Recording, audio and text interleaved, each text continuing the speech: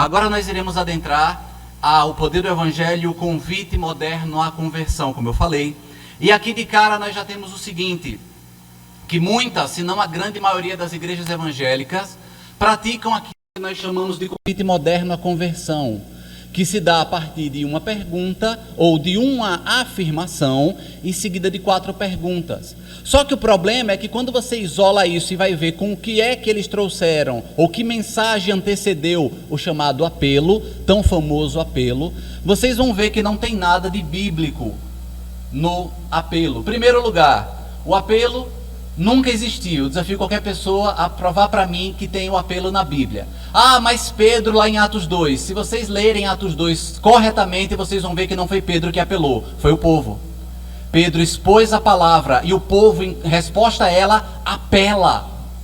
Apelo, pedido de socorro, vem do povo, não vem de Pedro.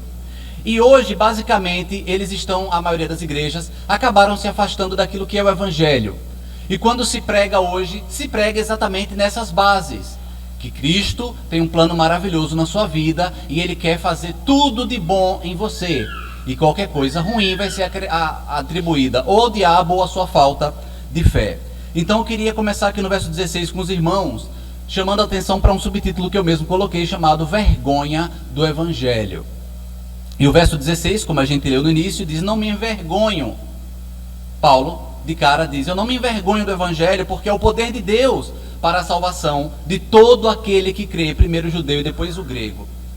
Bom, quando nós lemos esse verso aqui, nós percebemos de cara que muitas igrejas já distorcem ele de fato. Primeiro por colocar aqui a palavra poder, dynamos, como dinamite, e dizer que Deus quer fazer uma bomba de você. E essa bomba normalmente é para vitória financeira, em vitória conjugal, qualquer área da sua vida, saúde, seja lá o que for, prosperidade, nunca no sentido real. Paulo não está falando de bombas aqui, Paulo está falando de poder, algo que faria com que todas as bombas nucleares que existem hoje no planeta Terra, explodindo ao mesmo tempo, não chegassem aos pés do poder do Evangelho, qual Paulo está falando.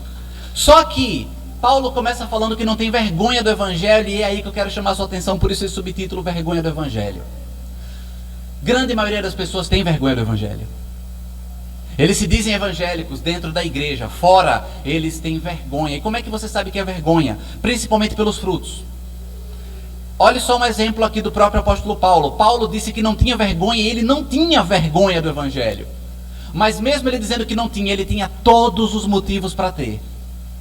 Primeiro, Paulo disse que o Evangelho é o poder de Deus para salvar o judeu e o grego. Vamos ver quem são os dois. Primeiro, o judeu.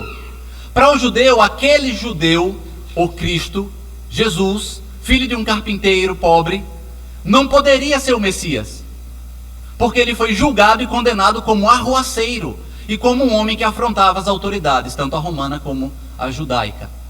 Foi um homem que desobedeceu à lei. Foi um homem que permitiu que seus discípulos colhessem espigas no dia de sábado. Um homem que curou o dia de sábado. Um homem que entrou no templo dizendo que era o próprio Deus. Então, para um judeu, isso era loucura. Você, como é que é? Você está dizendo que aquele homem que foi julgado e condenado aqui é o Messias que nós estamos esperando, o nosso Messias? Então, para o judeu isso seria loucura. E para o grego era um helenista, ele era um homem que amava a filosofia. Então, quando você trazia a mensagem de que Cristo era o Deus Criador dos céus e da terra, e o Pai da sabedoria, que foi essa a intenção de Paulo, o Pai da sabedoria, eles diziam: peraí, não, nós lemos Aristóteles, Platão, não lê, né, porque tem obras deles que não estão escritas, mas nós ouvimos falar, nós conhecemos sua filosofia. Esse homem foi julgado e, de novo, condenado por um júri de seus pares. Como é então que você está dizendo para mim que um homem que foi julgado unânime, ele foi condenado de forma unânime, não teve ninguém que se opôs a não ser a mulher de Pilatos e os seus próprios discípulos, embora eles fugiram? E se fugiram é porque sabiam, né? Eu poderia incrementar qualquer desculpa aqui. Então um grego não aceitaria Jesus como Deus ou como o Pai da sabedoria, sendo que a Bíblia diz que ele é, que a sabedoria aprende com ele. Olha que incrível. Mas Paulo está dizendo aqui que não tem vergonha do Evangelho. Paulo tem todos os motivos para ter vergonha do Evangelho. Porque se ele é para a salvação do judeu e do grego, são os dois povos que não aceitariam Jesus, nem como Messias, nem como rei. nem como Deus, Criador, nem como Pai da sabedoria. E aí Paulo está dizendo, mas é para eles mesmo que nós somos enviados a pregar. E é aí que você percebe um erro muito grave no apelo, que eu vou chegar já nele. Mas você percebe o seguinte, Paulo está falando aqui de ímpios aos quais nós devemos levar a palavra. E como é que esse ímpio é descrito aqui por ele? Como alguém que não crê. E não crê porque para eles é loucura. Olha, Saulo, eu achei essa sua camisa linda. Se eu pudesse, eu jamais compraria uma igual. Aí você diz, epa, tem alguma coisa errada aí na sua frase, Fábio. Você faz um elogio e depois diz que não compraria uma igual, porque para não ser pá de jarro, não é porque eu não gostei. Mas você acabou de elogiar minha camisa. Você percebe a falta de lógica. Então, quando as pessoas modernas, quando a igreja moderna diz que vai levar o evangelho, ela oferece algo que apenas continua amansando ou acalentando, essa é a palavra que eu queria, acalentando o ego do ímpio. O ímpio é um homem hedonista, é um homem cheio de si mesmo, e você está dizendo para ele que Jesus quer realizar os sonhos dele. Então veja como nós, muitas das vezes, erramos no passado, ou se nós ainda continuamos apresentando para o ímpio um evangelho que acalenta o ego dele, como estamos errados. Paulo vai dizer que não tem vergonha do evangelho, mas ele teria motivos de sobra para ter vergonha por causa desses pontos que eu lhe falei. Só que tem um porém. Mesmo todas essas pessoas, tanto judeus quanto gregos, vendo em Jesus uma figura um tanto contrária à mensagem que era apresentada sobre ele. Esse Cristo para mim é um paradoxo. Você diz que ele é o Deus, que ele é o Salvador, que ele é o Pai da sabedoria, que ele é o Messias de Deus e Rei de Deus, é o Deus que me criou, mas ele foi julgado pelas próprias criaturas e condenado. Então, nessa apresentação do Evangelho, você vai ter pessoas que se opõem. E Paulo está dizendo que não tem vergonha disso. Mas, apesar do povo dizer que não, que ele não poderia ser, a Bíblia diz que aquele judeu simples e pobre, filho de um carpinteiro e pescador, amigo de pescadores, homem que comia com pecadores, foi sim o Criador de todo o universo. A Bíblia também diz que aquele filho de carpinteiro pobre não tinha onde reclinar a sua cabeça, mas ele criou o mundo aonde ele não tinha onde reclinar a cabeça. A Bíblia diz que aquele homem pobre era filho do maior milagre até então conhecido. Uma virgem conceber e dar à luz. E eu pergunto a você se você conhece outra história de alguma outra virgem que concebeu e deu à luz além de Maria.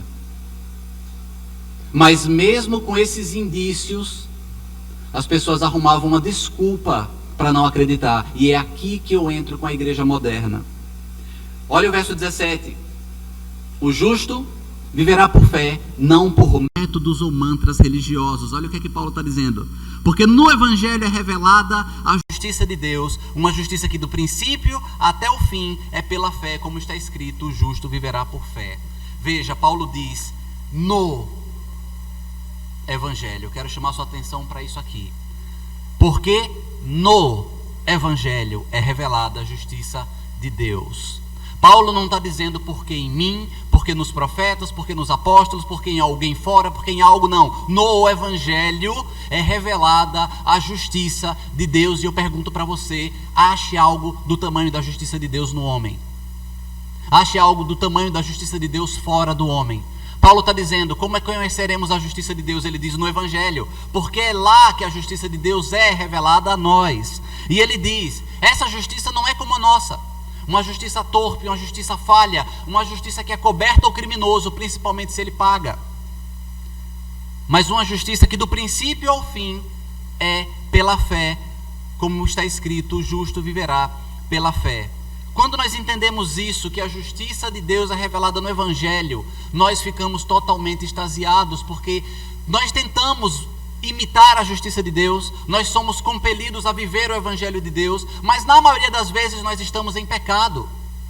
Então a justiça de Deus não se manifesta através de nós, ela se manifesta no Evangelho. E por isso que eu falei na outra mensagem, que nós somos chamados a viver o Evangelho, e não viver algo aparente, um falso Evangelho.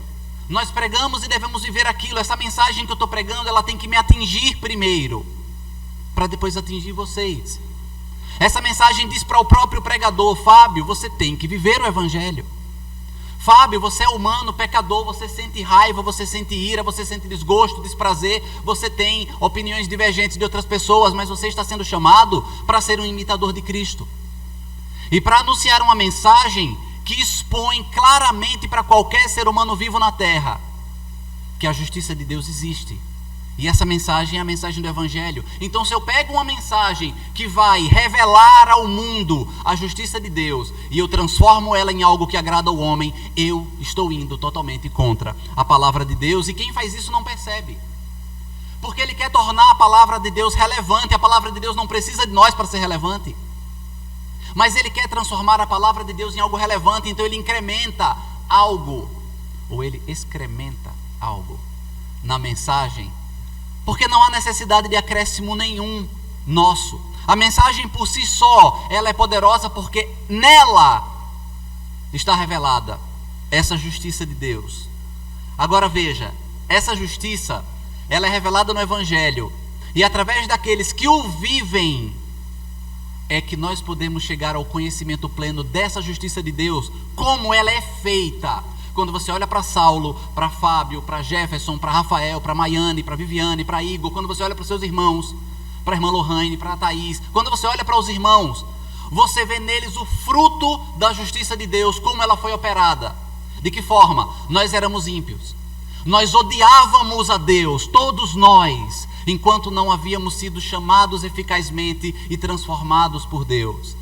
Todos nós éramos inimigos dele. E como é que eu vejo que essa justiça que se revela no Evangelho me atingiu? É que aquele que odiava e impunha armas contra o Pai, agora se ajoelha diante dele e diz: eu reconheço o seu senhorio, eu me rendo totalmente ao Senhor, porque o Senhor me rendeu, não fui eu, o Senhor me rendeu, como fez com Paulo. Por isso que Paulo tem tanta autoridade para falar disso, porque ele foi um desses rendidos. Ele se levantou contra Cristo portando cartas e espada, e ele vai atacar a Cristo em Damasco. Ele ia ferir o próprio Cristo em Damasco, e o próprio Cristo diz: por que me persegues? Mas Cristo poderia dizer: eu te enviarei para o inferno para mostrar a minha justiça. Não poderia? E seria justo. Aí ele diz: não, eu vou transformar o seu coração em alguém que me adora agora, para que as pessoas vejam o fruto da justiça que se revela no Evangelho. Percebe isso? E todos vocês que estão ouvindo minha voz são chamados a pregar essa justiça dessa forma.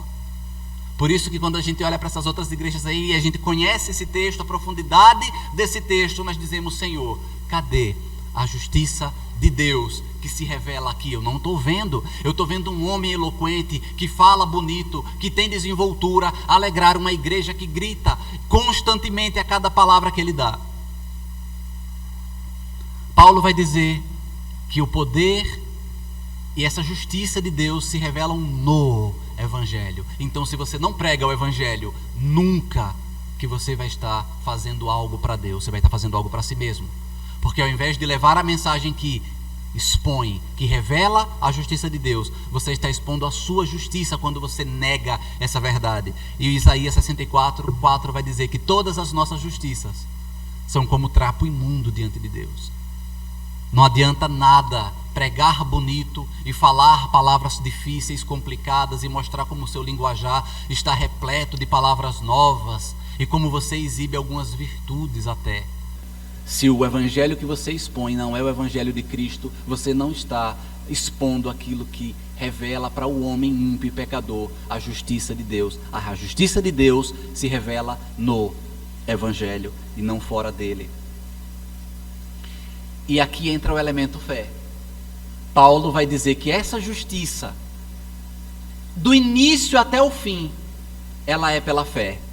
Ela não é por nada que façamos, obra nenhuma nossa. Do início ao fim, ela é pela fé. Agora olhe que interessante. Se é pela fé, ele ainda continua: pois o justo viverá pela fé. Você consegue perceber como isso consegue fazer um impacto em Lutero agora? Por que é que essa frase consegue destruir as estruturas do reformador alemão? Porque quando ele encontra com esse texto, o justo viverá pela fé, ele diz que a vida dele foi transformada. Ele diz que a vida dele mudou e a reforma eclode a partir dali. É porque quando ele leu, porque quem assistiu o filme de Lutero e vê, ele fala que esse texto marcou qual? pois o justo viverá pela fé. Não é só esse texto, é o que esse texto traz no seu bojo, que Lutero está tentando gritar para o mundo. Se essa justiça só se revela pela fé, e do início ao fim ela é pela fé, eu não posso recebê-la de nenhuma outra forma. Eu posso tentar ser um homem correto, com a minha esposa, com as minhas filhas, um homem honesto, um homem que não dá golpe, que não dá calote, que paga impostos. Eu posso tentar seguir a linha, a risca, todas as normas e ditames humanos. Se não é pela fé, eu não fiz nada. Nós temos inúmeras igrejas convidando você a tomar decisões. Inúmeras igrejas dizendo, aqui está escrito pela fé, mas você tem que tomar a sua decisão. Eu solto minhas armas diante de Cristo dizendo, eu estou rendido, Senhor. E quando Ele diz, siga-me, eu pego minha espada e corro para as costas dele. Eu não entendi esse seguidor. Só que quem faz isso ou não percebe, ou realmente não é um eleito de Deus, não é um salvo, uma pessoa que não tem conhecimento da palavra. E nós estávamos no time dos cegos, porque outrora eu preguei da mesma forma. A justiça é pela fé, mas você tem que tomar sua decisão. Você tem que vir, senão tem a pena de Jesus. O bichinho está aqui, aí, batendo a porta. Abra. Aí você pergunta, depois você conhece, mas de onde é que saiu isso? De onde é que saiu essa teologia? Porque é no Evangelho, o justo viverá pela fé. Então quando Lutero foi impactado por isso, não foi só por uma frase que diz o justo viverá pela fé. Ele entendeu que o Evangelho se revela na palavra. Ou a justiça de Deus, melhor dizendo, se revela no Evangelho. Se revela no Evangelho, eu tenho que pregar o Evangelho. Do contrário, eu estarei trabalhando contra a justiça de Deus. Percebeu isso? Nós somos chamados a pregar o Evangelho que revela a justiça de Deus. E quando nós não pregamos, nós estamos trabalhando contra a justiça de Deus. Todos vocês foram chamados a pregar o Evangelho a qualquer pessoa. Eu falei na outra vez, na outra mensagem, a todas as pessoas, independentes de quem elas sejam. Mas você é chamado a pregar a elas o Evangelho que revela a justiça de Deus. Se você encobre esse Evangelho, você está indo contra a justiça de Deus. O foco da Igreja Ponte agora, principalmente esse ano, vai ser evangelismo. E como é que nós trocamos a verdade do Evangelho pela mentira? De novo, muitas vezes é de forma inocente, a gente apenas quer ajudar a Deus, mas Deus não precisa da nossa ajuda. Veja o verso 18 e 19. Portanto, a ira de Deus é revelada do céu contra toda a impiedade e injustiça dos homens que suprimem a verdade pela injustiça. Pois o que de Deus se pode conhecer é manifesto entre eles, porque Deus lhes manifestou. Veja, a ira de Deus se revela do céu contra toda a impiedade e injustiça de homens que suprimem o quê? A verdade pela injustiça. Você só pode suprimir algo que você conhece. Robson me dá a opinião dele, eu não concordo. Então eu vou tentar suprimir aquilo que eu não concordo. Então homens estão aqui suprimindo a verdade de Deus pela injustiça, porque a injustiça favorece ao homem. E Deus está dizendo, não, é o Evangelho. Mas Senhor, no Evangelho eu não apareço. Por isso, quem tem que aparecer sou eu. Mas Senhor, no Evangelho eu não recebo aplauso. Senhor, no Evangelho eu não sou ovacionado. Senhor, no Evangelho eu não tenho parte. A parte que me cabe no Evangelho é o ímpio aonde eu sou resgatado. É o ímpio que é resgatado. E eu não quero essa parte, eu quero um protagonismo. É isso que as igrejas pregam hoje. Protagonismo do membro. Protagonismo da ovelha. Quando o protagonismo é totalmente do pastor, do início até o fim, porque ele diz, é pela fé, do início ao fim. Então você é chamado a crer, principalmente em algo que você não está vendo. Você está vendo Jesus aqui agora? Mas Ele está no meio de nós. Você está sentindo Ele cutucar aí? Não, mas eu preciso dizer para o seu irmão, cutuque o que está aí do seu lado e diga para ele isso, que é para ele tomar uma cutucada, e você dizer, foi o Espírito. Não foi, foi você, tentando acalentar o ego, tentando inflá-lo para que as pessoas saiam felizes do culto e digam, que culto maravilhoso, eu quero voltar lá mais vezes. Por quê? Porque eu saio bem dali. Então você já começou errado. Felizes aqueles que dizem, eu estou saindo daqui hoje humilhado por Deus, porque eu enxergo quão sujo e pecador eu sou. Mas aí você entende por quê. Deus humilha e mostra quão sujo você é, para que você reconheça que somente Ele pode limpar você. Não é batendo em seu corpo que você vai tirar o pó, pelo contrário, você vai sujar sua mão em você mesmo. O sangue de Cristo nos purifica de todo o pecado. Não o sangue de Fábio. Não o que Fábio diz. É o sangue de Cristo. E esse sangue, esse poder, Paulo está anunciando aqui, dizendo que nós devemos anunciá-lo também. O verso 19 diz que o verso 19 vai dizer então que o que pode ser conhecido por todos os homens é manifesto a eles, porque Deus lhes manifestou. Ou seja, Deus mostrou a sua glória a homens que contemplaram a glória e disseram: ainda assim, eu prefiro a injustiça. Então eu vou cobrir a justiça para que exiba apenas a injustiça, porque é nela que o meu prazer está contido. Quantas pessoas acreditam pregar o Evangelho suprimindo a verdade de Deus? Vocês sabem, basta ligar a televisão. Basta ligar a televisão em qualquer canal gospel. Vocês vão ver ali homens suprimindo a verdade pela injustiça. Porque no final da injustiça, são eles quem compram fazenda, são eles quem compram carro, são eles quem mudam de apartamento, são eles que usam roupas caras, e você é aquele que continua alimentando os desejos do coração deles. É bem simples quando Paulo fala: a justiça de Deus se encontra no Evangelho. Ele não diz no e, ou no Evangelho, mas também em. Não, no. Então, se você quer pregar a justiça de Deus, você vai pregar o Evangelho. E com base nisso, agora eu quero ir para os versos 20 ao 23 e falar do convite moderno à conversão, de como é que nós evangelizamos os anos todos do passado e como ainda hoje é feito em algumas igrejas. Verso 20 até o verso 23 vai dizer o seguinte: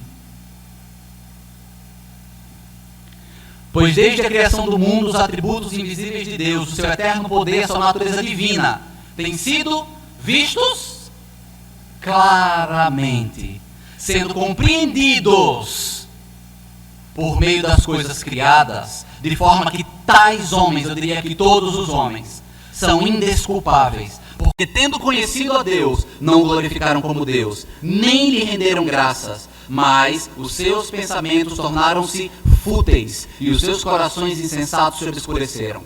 Dizendo-se sábios, tornaram-se loucos, e trocaram a glória do Deus imortal por imagens feitas segundo a semelhança do homem mortal, bem como de pássaros, quadrúpedes e répteis. Veja, Paulo está descrevendo aqui o ímpio para quem nós somos convidados a pregar o Evangelho. É esse tipo de ser aqui, a esse tipo de ser, a esse tipo de pessoa que nós somos convocados a levar o Evangelho. Agora olha só que incrível. Desde a criação do mundo, os atributos invisíveis de Deus, o seu poder e a sua natureza divina têm sido claramente vistos por todos os homens, por todas as tribos, por todas as línguas, por todas as nações, e ninguém vai ter desculpa diante de Deus no dia do juízo de dizer que não conheceu nada de Deus. Em outras palavras, não existe ateísmo. Não existe ateu, existe ateísmo. Não existe ateu, porque no fundo, todos incondicionalmente têm conhecimento de Deus. A Bíblia diz todos. E olha só o que ela diz ainda: tudo isso pode ser compreendido, pode ser inteligível. Você pode meditar acerca da coisa em si.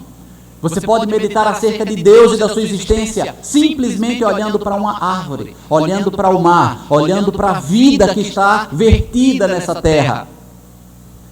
Não há nada que não seja compreensível dentro desse contexto onde o homem se encontra com o Deus Trino, com o conhecimento da existência de Deus. Em outras palavras, você não precisa ser teólogo para dizer Deus existe.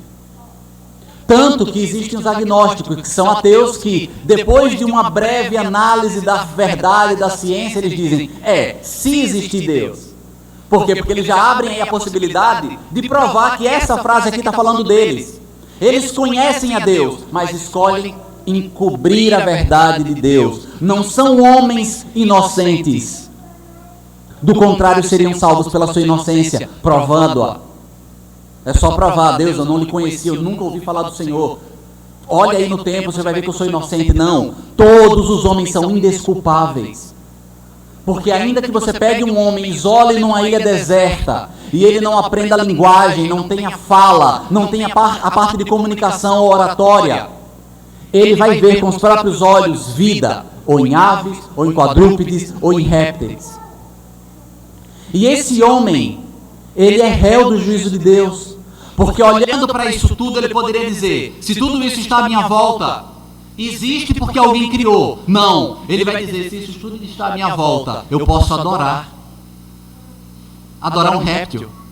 Adorar uma imagem de um réptil, nem o próprio réptil vivo, adorar a imagem de um réptil. Adorar a imagem do sol, adorar a imagem da lua, adorar a imagem de uma árvore, adorar a imagem do próprio ser humano. Ele faz isso porque ele sabe, existe um Deus, mas eu me opus a ele. A queda me torna inimigo dele, e eu amo ser inimigo dele, porque eu me satisfaço em mim. E por isso o homem cria para si deuses conforme sua imagem e sua semelhança. Eles são cheios de si. Aí Paulo diz, é para eles que você tem que pregar o evangelho. Esse evangelho que revela a justiça de Deus. Mas nós chegamos diante desse homem, aonde os seus pensamentos e vãs filosofias afastam ele da verdade, fazendo buscar a sua própria verdade. E aí vai dizer que por eles se acharem sábios, se tornaram loucos. Pois apesar da graça comum, toda a sabedoria de Deus, para o homem, é loucura. E por isso ele precisa inventar teorias. Pode observar, gente, eu sei que vocês não dão atenção a isso, vocês não dão atenção a essas coisas, porque somos imbuídos a acreditar nelas desde pequenos. Toda e qualquer teoria científica, pode pegar desde a teoria da evolução até astros, tudo é feito para que você não acredite que Deus existe. E eu consigo provar, não é o tema hoje, então não vou me estender. Mas toda a ciência humana que você estuda na escola e que você é professor, eu sou professor. Nós somos ensinados na universidade a ensinar. E tudo que nos é ensinado para passar para as próximas gerações, tira Deus da existência. Os astros no universo, tira Deus da existência. A forma como são distribuídos os planetas em torno do Sol, tira Deus da existência. A forma de como o homem foi plantado nessa terra através do princípio evolutivo, naturalista, materialista e mecanicista, tira Deus da existência. Toda a chamada ciência verdadeira tira Deus da existência. E aí existe um organismo na igreja, no mundo chamado igreja, que grita pela existência de Deus, e por isso somos chamados de fanáticos. E por isso esse homem, baseado em ciência, em conhecimento, em estudo, em doutorados e graduações, não sou contra estudo, mas a grande maioria dos cientistas são formados. Embora, não sei se vocês sabem, a única formação de Charles Darwin era teologia. Ele nunca se formou em nada. Depois pesquise para você se admirar, ele nunca se formou em nada. A única formação acadêmica de Darwin era teologia. Então o que ele faz é uma teologia oposta a Deus. Ele está fazendo isso aqui, ó. Por fim, trocaram a glória de Deus na glória do homem. Eles substituíram Deus por qualquer ídolo criado por eles, à imagem de si mesmos. Eu ia falar do chamado moderno, não foi? Percebeu para quem é que nós temos que pregar? É para esse homem. É para esse ser humano aqui, que desde os cursos primários, desde o maternal, é ensinado que tudo que existe e se move não precisa de um Deus para existir e se mover. E aí você vai e leva o evangelho. É por isso que o evangelho atinge tão fortemente o ser humano. Porque na hora que você anuncia o evangelho verdadeiro, você está dizendo para um filho que foi afastado do pai e passou a vida toda procurando o pai. Quem é meu pai? Quando se apresenta o evangelho, ele diz, esse é meu pai. Imagine a emoção de um filho que procura o pai a vida toda e um dia o encontra. O evangelho é isso. Mas o chamado evangelístico moderno não. Estão com esses últimos versos aí, 20 ou 23 na mente, né? Vamos ao convite. Vamos evangelizar, irmãos. Vamos, evangelismo domingo à tarde. Estejam todos aqui presentes e aí você sai. E você leva um versinho bíblico, seja ele qual for, e você diz, Jesus te ama e tem um plano maravilhoso para a sua vida. E se a pessoa lhe der atenção, você faz 4 perguntas a ela. Você sabe que é pecador? Você quer ir para o céu? Você gostaria de orar e pedir para Jesus entrar em seu coração? E no final ele pergunta, você foi sincero? Essa oração que você fez comigo, que você repetiu, ou que você nem precisa repetir, basta segurar minha mão se eu orar. Eu já vi isso. O povo vai lá na frente orando e o pai normalmente levando pela gola, pelo colarinho a pulso, porque quer que a igreja veja como ele, a família dele é santa e os filhos são, então ele leva a pulso. Principalmente quando tem um cantor famoso pregando, aí ele leva. E aí ele diz, segure minha mão e eu vou orar, se você crer, você só dá assim com a cabeça. E aí a pessoa vai lá na frente e ele diz, você foi sincero? Mas quem orou foi você. Mas você foi sincero? Fui. Irmãos, recebe nosso irmão, bem-vindo à família de Deus. E aí eles consideram a pessoa salva de forma papal. Perguntam, onde é que está isso na palavra de Deus? Aonde é que está isso na palavra de Deus? Em lugar nenhum. Isso aqui é o que é ensinado, e como eu fui ensinado a pregar, e como eu preguei. Certo? Então está confessado meu pecado aqui também. Eu também preguei assim. Ia conversar com a pessoa, aí ela começava a conversar, eu entrava com um assunto qualquer e depois chegava nesse ponto. Mas Jesus te ama e tem um plano maravilhoso na sua vida. E vamos a esse ponto aqui. Jesus te ama e tem um plano maravilhoso na sua vida. E eu gostaria de usar as palavras de Paul Washer aqui, como se você tem um pouco dele aqui. Existe um vídeo que eu aconselho você a assistir. O nome do vídeo é Regeneração versus Decisionismo. Esse vídeo me impactou muito quando eu tinha meus 33 anos. Eu estou com 43. Então há 10 anos atrás, esse vídeo foi uma dinamite. Estou brincando. Foi o poder de Deus realmente me destruindo a minha austeridade, destruindo a minha altivez, porque eu já era pastor em uma igreja. Jesus te ama e tem um plano maravilhoso na sua vida. Vocês viram o ímpio? Vocês viram o ímpio que a gente acabou de ler agora acima? Vocês viram como ele é? Ele escolhe só coisas para ele não quer Deus. Ele é cheio de si mesmo, ele é egocêntrico, ele é egoísta, ele é hedonista, ele é narcisista. E você chega para ele e diz, Jesus te ama e tem um plano maravilhoso na sua vida, é que eu faço dele, das palavras dele as minhas. Jesus me ama? Isso é fantástico, eu me amo também. E ele ainda me ama mais do que eu me amo? Isso parece um pouco contraditório. Afinal, não conheço ninguém que me ama mais do que eu mesmo. E você está dizendo para mim que se eu aceitar esse Jesus, ele vai realizar todos os meus planos mesquinhos, adúlteros, fornicários e diabólicos. É claro que eu aceito um Jesus desse. E como Porsche disse, você não tem mais dois desse aí não? Veja, pode não soar assim. Pode ser que não seja isso que a gente quer dizer quando prega dessa forma. Mas é assim que soa. Você está dizendo para esse homem, que a gente leu do verso 20 até o verso 23, que ele, do jeito que ele está, Jesus o ama e tem um plano maravilhoso na sua vida. Isso é uma distopia. Isso é uma utopia. É dizer para vá pregar para o diabo, vai ser a mesmíssima coisa. O ímpio, ele não quer Deus. E Salmo 7:11, conforme nós lemos lá na terça-feira, diz que Deus é um Deus justo, que se ira contra o ímpio todos os dias. O Salvador que morreu na cruz se ira contra o ímpio todos os dias. Salmo 7:11, para você tirar sua dúvida. A versão NVI não traduz dessa forma, mas se você for na BKJ, em outras versões que trazem um texto um pouco mais preso ao anterior, você vai ver que ele é um Deus justo que se ira todos os dias contra o ímpio. E aí nós vamos levando o convite à frente e perguntamos, você sabe que é um pecador? E às vezes nós não temos coragem de perguntar, você sabe que é um pecador, não sabe? Você também, porque a gente tem medo de tomar revertida e a gente faz assim, mas você sabe que a gente assim, né? A gente assim de vez em quando, né? A gente tropeça, né? Gente, você está evangelizando. O propósito do evangelismo é fazer com que o ímpio saiba que ele é ímpio e que ele está numa rota de colisão com essa justiça de Deus, que salva o eleito, mas que condena o ímpio. E você está tentando trazê-lo no colo. Então a pessoa não diz que ele é um pecador de forma incisiva. Você é um pecador. Mostre Salmo 7:11 para ele.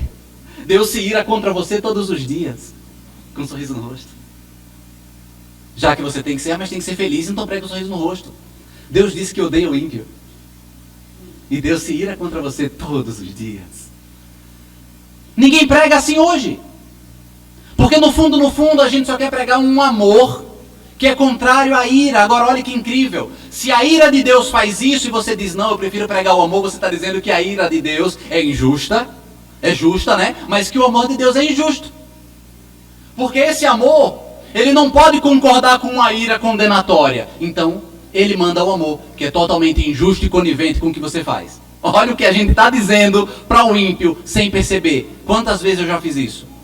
E eu não sabia que estava dizendo isso para o ímpio. Basicamente eu estava dizendo para ele, olha, o amor de Deus, ainda bem pelo amor de Deus, porque o amor de Deus não é justo. Então por isso que ele aceita como você está e deixa você como você é. Não, o amor de Deus é a justiça de Deus agindo em favor dele, da honra e da glória do nome dele. Você quer ir para o céu? Sim, eu quero. Ou você já foi perguntar isso para alguém e ele disse, não, eu estou muito bem indo para o inferno mesmo. Não, irmão Saulo, eu prefiro ir para o inferno, cara. Lá vai ter todas as minhas bandas de rock favoritas. Lá eu vou poder assistir minhas séries favoritas. Né? Lá eu vou poder viver da forma que eu quero. Não. É claro que a pessoa quer ir para o céu, é como utopia política. Todo político promete um mundo melhor para todo mundo viver, não é isso? Todo político tem um projeto de Brasil melhor, de mundo melhor, de estado melhor, de cidade melhor, de qualidade de vida. O evangelho pregado dessa forma é uma utopia porque ele é a mesma coisa. Ele não diz ao ímpio quem ele é, ele diz ao ímpio que Deus tem um mundo melhor para você. Sua melhor vida hoje. Aí você diz, peraí, e o céu? Ah, o céu é um bônus. Percebe? É isso que você está dizendo para o ímpio, na intenção de convertê-lo a Cristo. Acredite, ele vem para a igreja, mas por causa disso. E você vai ter que manter isso até o final, senão ele sai. Porque se depois disso você tentar trazer o evangelho verdadeiro, ele vai se levantar e vai embora. Porque ele está acostumado a ter o ego inflado. A ter Jesus chorando nos pés dele. Eu te amo. Você viu que eu morri por você? Não. Foi justamente o seu pecado que levou o nosso Salvador para a cruz. Como maldito no nosso lugar. O ímpio tem que saber isso. É isso que coloca ele em rota de colisão com a ira de Deus. Porque por causa dele, por causa desses pecados hediondos, Cristo foi colocado numa cruz. Então, gostaria de fazer uma oração para Jesus entrar em seu coração? Porque a Bíblia diz, contudo, aos que receberam, aos que creram em seu nome, deu-lhes o direito de se tornar-se filhos de Deus. João 1,12. Se você confessar com a sua boca que Jesus é Senhor e crer em seu coração que Deus o ressuscitou dentre os mortos, será salvo, pois com o coração se crê para a justiça e com a boca confessa para a salvação. Romanos 10, 9 e 10. Eis que estou à porta e bato, se alguém abrir e ouvir a minha voz, e abrir a porta, entrarei e serei com ele comigo. Essas são frases usadas para evangelizar o ímpio, porém, me desculpe, nenhuma delas está afirmando isso. Nenhum desses textos está dizendo isso que nós levamos no nosso evangelismo. E aí, você quer aceitar Jesus? Leva só 2 minutinhos. Só 2 minutinhos, sim. E aí ele repete uma oração. Se for dentro de uma igreja, ele vai para um lugar onde já tem gente treinada, especializada em aconselhamento breve. E essa vai ser talvez a última vez que ele ouviu um aconselhamento acerca da sua salvação durante toda a sua vida cristã. E aí nós passamos 5 minutos com uma pessoa e depois passamos 50 anos tentando provar para um bode que ela é uma ovelha. Isso é igreja moderna. Isso é evangelicalismo moderno. Esse é o chamado ao evangelho moderno, que não é bíblico, nem é histórico, porque ele não tem mais de 100 anos. Começaram com aquelas maldições como as de Charles Finney e a oração do pecador, a maldita oração do pecador pela qual sou tão atacado e fui tão atacado em anos atrás, em quase uma década. Mas eu me oponho porque quando eu descobri que ela não era bíblica, eu disse, meu Deus, eu fiz errado a vida toda. Fez. Mas algumas pessoas se converteram, e aí ele vem e me diz, mas é apesar disso, não é por causa disso. Então se você está aqui e veio por esse chamado, não foi por causa dele, foi apesar dele. Cristo teve misericórdia de você e lhe trouxe. Cristo olhou para toda essa metodologia humana, vem aqui na frente, abra o corredor, faça uma oração, e ele disse, eu escolho você, Maiane. Ainda que você tenha seguido isso, ele disse, não, você vai ver que não tem nada a ver com isso, tem tudo a ver com a minha cruz, tem tudo a ver com o meu sangue vertido, não com você vir à frente levantando a mão.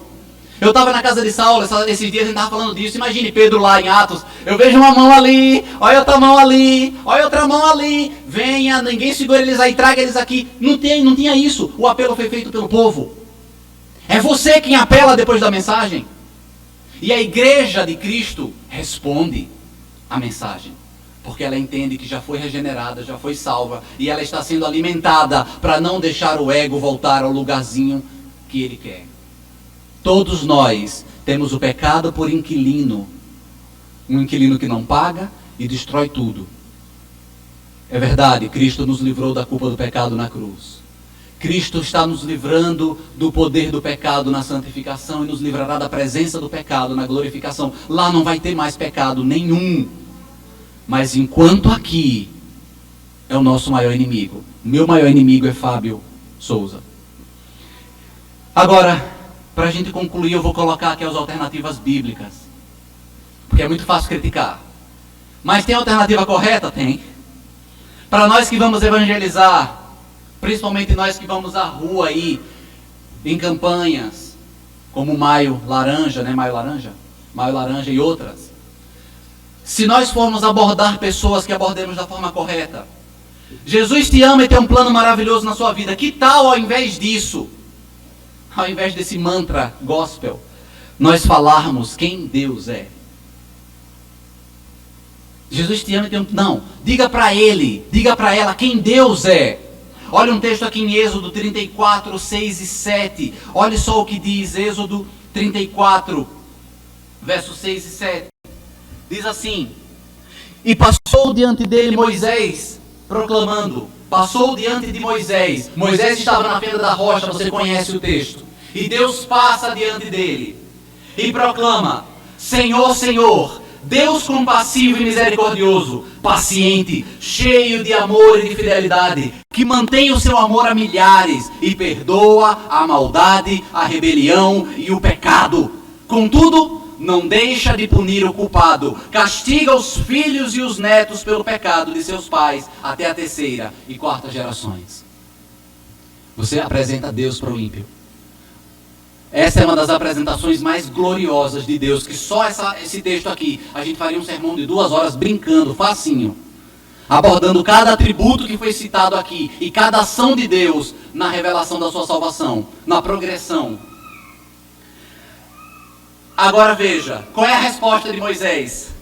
No verso 7, imediatamente Moisés prostrou-se rosto em terra e o adorou. Quando Deus foi revelado para Moisés, quando foi proclamado a Moisés quem era Deus, não teve como o coração dele agir de outra forma. Porque na própria proclamação do Evangelho, o Espírito Santo vem e faz aquela operação que Cristo disse que ia fazer no Antigo Testamento. Tirarei o coração de pedra e lhe colocarei um coração de carne. Não é você que pede a Deus para fazer isso. Não é você que pede a Deus para mudar seu coração, é Deus que muda. E Ele muda sem você pedir. Ah, então Ele faz isso contra a minha vontade? Não, Ele muda a sua vontade. Não é maravilhoso isso? Ele não lhe força nada, mas graciosamente, amorosamente, Ele transforma a sua vontade, que era de viver em pecado odiando, agora em viver lutando contra o pecado e o amando. Isso é maravilhoso. Por isso que diz que eles trocaram a glória de Deus imortal por imagens feitas segundo a semelhança de homem, porque o homem caído não conhece esse Deus. Nós somos pecadores e vivemos penosamente nessa terra. Volta e meia, o pecado volta, bate na porta e abre e entra. Ou melhor, ele já está dentro. Ele bate para sair e contaminar. E nós abrimos. E daqui a pouco nos vemos lá pecando. Meu Deus, eu pequei, Senhor. E o Espírito Santo vem e lhe confirma. Mas eu lhe perdoei. Como hoje de manhã nós vimos. O texto que nos convoca a entender a queda, que somos pecadores. E o texto que agradece a Deus pelo perdão dos nossos pecados. Você sabe que é um pecador? Como diz Foch. Você sabe que é um pecador, né? Você sabe. No fundo você sabe que é um pecador, não sabe? Pergunta ao diabo se ele é um pecador. Ele vai dizer que é muito bom ou muito mal, dependendo da sua interpretação do que seja o pecado. Sou muito bom. Né? Então sou mal pra caramba. Até o diabo sabe que é pecador. O problema e a pergunta não é se você sabe que é um pecador. A pergunta é, enquanto a pregação do Evangelho de Deus tem sido exposta, Deus tem trabalhado na sua vida de modo que o pecado que você amava, agora você odeia? Pergunte isso ao ímpio. Moça, eu estou expondo o Evangelho de Cristo para você aqui. Eu estou lendo o Evangelho de Cristo para você aqui. Enquanto eu estou lendo isso para você, esses pecados que você ama cometer de forma oculta em sua casa, você está sentindo ódio, nojo, vergonha deles agora? Você está sentindo, meu Deus, tira isso de mim, Senhor, tira, você está sentindo isso? Esse é o seu primeiro indício de que aquela pessoa que está na sua frente está se convertendo. O Espírito Santo está trabalhando nela. Então não é, você sabe que é um pecador. Enquanto você está ouvindo o Evangelho, o pecado que você ama, você está começando a odiá-lo? Você está começando a sentir ódio do pecado agora e entender o que Cristo fez na cruz? Eu já dei pausa aqui, 40 minutos já se passaram. Você quer ir para o céu? De novo? Não! Eu quero ir para o inferno. Gente, até quem é mau quer algo melhor para os seus filhos. Cristo falou, vós sendo maus, sabei das boas dádivas ao seu filho. Quem é mau quer ir para o céu. Ele não quer que Deus esteja lá quando ele chegar. Porque ele quer continuar fazendo as maldades dele. E uma autoridade lá iria impedi-lo. Ele quer ir para o céu, ele não quer que Deus esteja lá. Então a pergunta não é se eles querem ir para o céu. A pergunta, principalmente quando você percebe que o Evangelho está atingindo aquela pessoa, é: você quer Deus? Porque nós não queremos Deus enquanto não somos resgatados por Ele. Faça um retrospecto da sua vida. Você não queria Deus. Deus vem e muda seu coração, agora você passa a querê-lo. O Deus que você odiava porque era contra o que você amava fazer, muda seu coração e agora você o deseja. Agora Ele é o desejado de todas as nações. Agora Ele é desejado em toda a terra. Mais uma pergunta. Você que orar e pedir para Jesus entrar em seu coração? Por que nós fazemos isso, gente? Irmão Fábio, mas e os textos? Vamos ver os textos rapidinho, bem rapidamente. João 1,12. Contudo, os que receberam, aos que creram em seu nome, deu-lhes o direito de tornarem-se filhos de Deus. Você tem certeza que aqui é a oração do pecador? Você tem certeza que aqui é Jesus dizendo, chegando lá em Marcos 15, dizendo: o reino dos céus é chegado, né? Quem quer orar e entrar, fazer eu entrar no seu coração? É isso que Jesus diz? Não, ele diz: arrependam-se e creia no Evangelho. Então não, nós sabemos que essas pessoas aqui, os que creram em seu nome, o texto continua dizendo no verso 13: não vieram do sangue, não vieram pela vontade da carne e nem pela vontade do homem, mas nasceram de Deus. Então não é, perceba, não é o chamado, não é o apelo, não é o chamado evangelístico moderno. Esse texto não favorece ele. Esse texto favorece a um Deus santo e misericordioso, indo até você quando você está morto em delitos e pecados, e ressuscitando você. É isso que o texto diz, não tem nada a ver com você abrir o coração. Ah, Fábio, mas tem esse: se você confessar com a sua boca que Jesus é Senhor e crer em seu coração que Deus o ressuscitou dentre os mortos, Romanos 10, 9, Romanos 10, 9 e 10, será salvo, porque com a boca se confessa para a salvação, e com o coração se... Tem nada a ver. Esse texto maravilhoso, eu já citei ele aqui uma vez e vou repetir. Esse texto tem tudo a ver com confessar a Deus publicamente quando você sabe que sua vida está em jogo. Não tem nada a ver com apelo e você levantar a mão. Olha só, a gente pega um texto maravilhoso desse e transforma nisso. Mas um cenário mais próximo é aquele no qual nós somos escravos. Hoje foi falado de escravo de manhã. Nós somos aqueles escravos trabalhando para Roma e estamos em nosso intervalo. E de repente chegam os soldados romanos com um pequeno altar, fogo, incenso, manda a gente fazer uma fila e diz: venha e dê honra a César. E aí as pessoas param, colocam o incenso no fogo e diz: César é Senhor. E aí a fila está indo e chega você, cristão, e você para lá, estava numa vida tão boa de escravo, trabalhando, e agora está descansando, já comeu e está só esperando a boia assentar para você voltar para o trabalho, e agora você tem que parar diante de uma multidão e dizer: César é Senhor. E o soldado está com a lança atrás esperando, ele lhe cutuca para você pegar o incenso, queimar e dizer: César é Senhor. E aí você abre a boca e diz: Jesus est Kyrios, Jesus é Senhor. E o que é que o guarda com a lança vai fazer? Ele vai matar você. E o próximo cristão que está na fila, vendo você cair morto, ele vai dizer: eita, então vai chegar a minha vez também? Vai. É isso que Paulo está falando em Romanos 10 aqui. Se confessares com sua boca que Jesus é Senhor e crer em seu coração que Deus o ressuscitou dentre os mortos, será salvo. É isso. E nós pegamos algo maravilhoso como isso e transformamos em uma igreja. Você ir lá na frente e levantar a mão. A coisa mais fácil é de uma igreja brasileira você ir lá na frente, levantar a mão e repetir uma oração. Não tem ninguém com lança para matar você. Ainda ainda. Dias piores virão. Deixa eu dizer a frase, contrariando todo mundo. Todos os coaches e todos os pregadores da teologia da prosperidade. Dias piores virão. E ao final deles, dias eternos, incomparáveis virão. Então veja, não é isso. Não é isso. Se com o coração crê para a justiça e com a boca se confessa para a salvação, não tem nada a ver com você lá na frente. Ah, mas Apocalipse 3:20 diz: eis que estou à porta e bato, se alguém ouvir a minha voz e abrir a porta, entrarei e serei com ele, ele comigo de novo. Se você ler o texto de Apocalipse, Jesus não está batendo na porta do coração de um ímpio. Ele está batendo na porta de uma igreja equivocada. Já é igreja. Já é uma carta à igreja. São a carta das 7 igrejas da Ásia Menor. Já é a igreja de Cristo. Só que a igreja de Cristo, ela passa por momentos onde há necessidade de avivamento. Aviva, Senhor, a tua obra no meio dos dias. Por quê? Porque se não avivar, a gente esfria. E essa igreja esfriou. Essa igreja começou a se achar rica, e ela era rica. Essa igreja começou a se achar inteligente, eles eram inteligentes. Essa igreja começou a se sentir abastada, ela era. E essa igreja começou a olhar para esses bens, para as benesses que o próprio Deus da sua mão tinha dado, e começaram a tirar os olhos de Deus e olhar para as bênçãos de Deus. Se você começa a olhar para as bênçãos que Deus lhe deu, você desviou o olho do abençoador. E aí Cristo vai e bate na porta da igreja e diz: ei, eis que estou à porta e bato. Se alguém ouvir minha voz e abrir, entrarei e serei com ele. É uma igreja, não é o ímpio. Então nós evangelizamos assim. E tem irmãos que dizem: ah, pastor, mas serve.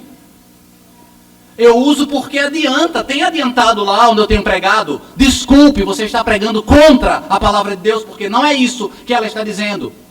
E um dia, anote, você vai prestar conta a Deus por isso. Você vai prestar contas a Deus. Por isso que você pregou de forma contrária à justiça de Deus que se revela no Evangelho. Você está tentando pregar uma justiça de Deus que se revela em você. Está errado. Vamos concluir, irmãos. Em meio a tantas tentativas, quando nós aqui da Ponte começarmos a adentrar o mundo, cheguemos lá com essa certeza: eu estou indo a ímpios, eu estou indo a pecadores, eu estou indo a pessoas que odeiam a Deus, e eu preciso fazê-las saber quem elas são e aonde elas estão, e a ira de Deus que vem sobre elas. Se eu não conseguir convencê-las disso, eu não fiz nada. Porque o que adianta eu dizer que Jesus as ama, tem um plano maravilhoso na vida delas, e elas continuarem tão ímpias como no dia que eu preguei o Evangelho para elas? Não adianta nada. Não adianta nada. Irmãos, eu espero que essa palavra tenha chegado ao coração de vocês. Porque nós que vivemos do Evangelho, que vivemos o Evangelho, precisamos vivê-lo de forma bíblica. Como Deus ordenou que fosse. E não como eu acho que pode ser. Porque eu acho que pode melhorar isso aqui. Eu acho que eu poderia usar essa estratégia. Deus não mandou você achar, Deus mandou você cumprir uma ordem. Ir de pregar o Evangelho a toda criatura. Ah, mas não é o que você prega, é como você prega. É mesmo? E olha aí o número de ímpios que a gente tem hoje. Mais de 40% da população brasileira se declara evangélica. Pergunta: o número de adultério, fornicação, pecado diminuiu? Faça uma busca. E você vai ver que eles estão querendo liberar a pedofilia, dizendo que os pedófilos irão salvar o mundo. Porque como eles são pedófilos, eles não procriam, né? Porque eles só pegam crianças. E o mundo está superaquecido, nessa mentira do aquecimento global. E para isso nós não podemos reproduzir, nós não podemos ter filhos. São N mentiras que eles vão inventar para que você troque a glória do Deus incorruptível à imagem do homem corruptível. Nós somos chamados a dizer não e a pregar o Evangelho do Senhor. Amém? Deus abençoe a sua igreja, no nome de Jesus.